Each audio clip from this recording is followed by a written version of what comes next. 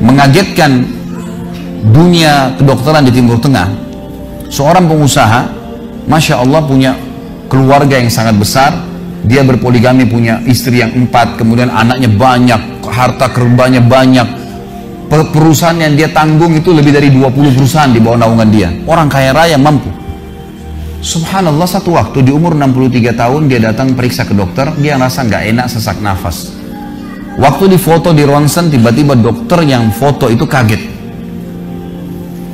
Waktu dia selesai di ronsen, dia katakan, mana tadi pasien yang di ronsen? Mana pasien tadi? Pasien ini masih duduk di depan. Pastikan pasien ini cari di ruang kematian.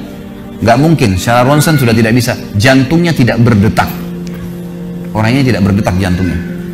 Subhanallah, pada saat dicek ternyata tidak berdetak betul. Ditanya, mana? Dokter ini tidak percaya. Dia teriak, dia mengatakan ada orang mati baru di ronsen tapi bernafas. Gitu kan. Dia panggil telepon teman-teman spesialisnya, kemudian ditelepon datang. Kemudian dikasihlah gambar tersebut kepada temannya mengatakan, mana jenazah ini? Kata temannya, dokter yang foto pertama, ini bukan jenazah, ini orangnya lagi duduk.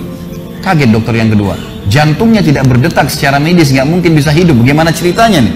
Dipanggil, apakah ini punya Anda? Dia bilang, iya ini punya saya. Dicek lagi kedua kali, benar. Dua-dua dokter ini tahu secara teoritis, shock. Ini nggak mungkin orang mati nih. Nggak ada ceritanya nih. Dipakai alat USG pun jantungnya tidak berdetak. Kok bisa hidup nih? Bisa ngobrol. Telepon teman-temannya. Sampai dokter-dokter yang asli dari Jazirah Arab pun yang ada di Eropa, dokter spesialis pada datang keesokan harinya, cek, nggak percaya kejadian ini. Dicek ternyata benar. Kemudian ditelusurin lah. Kira-kira bagaimana bisa orang ini masih bernafas, masih ngomong? Si pasien ini mengatakan, ada apa sebenarnya? Dia bilang, orang seperti Anda nggak mungkin hidup, sudah mati. Lalu kata dia, apakah orang seperti saya, jantung tidak berdetak, bisa punya keluarga? Mereka bilang mustahil. Dia bilang, saya punya istri dan saya melayani mereka. Apakah orang seperti saya bisa bekerja? Dia bilang mustahil. Saya menaungi 20 perusahaan saya. Semuanya bisa berjalan. Mereka nggak percaya. Sampai datang seorang dokter yang senior dari Jerman, datang khusus karena kasus masalah ini, diundang oleh dokter-dokter spesialis tadi. Dicek, ditemukan ternyata teman-teman sekalian di bagian bawah jantungnya ada urat-urat saraf seperti terbuat, ya, seperti dibuat secara alami yang mengalirkan darah-darah tertentu sehingga ada pompa nafas di situ. Tidak ada di manusia lain, cuma di orang ini saja. Semua dokter mengatakan ini nggak masuk di akal, nggak ada manusia seperti ini di dunia. Jantungnya sudah tidak bergerak tapi masih bisa hidup karena dari rongga-rongga urat saraf yang keluar itu bisa masuk udara, oksigen dan terpompa, akhirnya hidup dan hidupnya normal. Gitu kan? Subhanallah, ini sesuatu keajaiban. Lalu kemudian ditanggapi oleh seorang syekh yang memang teman dekatnya orang ini, mengatakan, yang saya tahu, ini semuanya disampaikan dalam khutbah Jumat.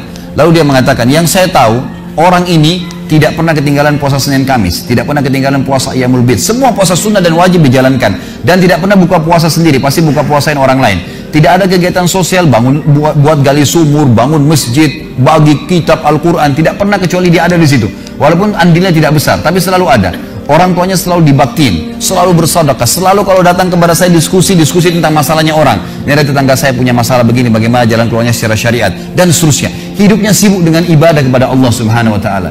Allah ciptakan urat saraf khusus sehingga bisa terpompa, ya, udara masuk ke jantungnya. Tidak ada operasi. Ini yang dikatakan yaj'al min amri yusra, mudah, aneh, dokter nggak masuk di akalnya. Dan ini banyak orang subhanallah lupa dengan Allah Azza wa Jalla. Subuh besok insya Allah kita akan bahas lebih jauh masalah itu. Mereka tidak tahu kalau kekuatan Allah SWT. Sakit, dokter, dok, bagaimana saya bisa sembuh? Subhanallah.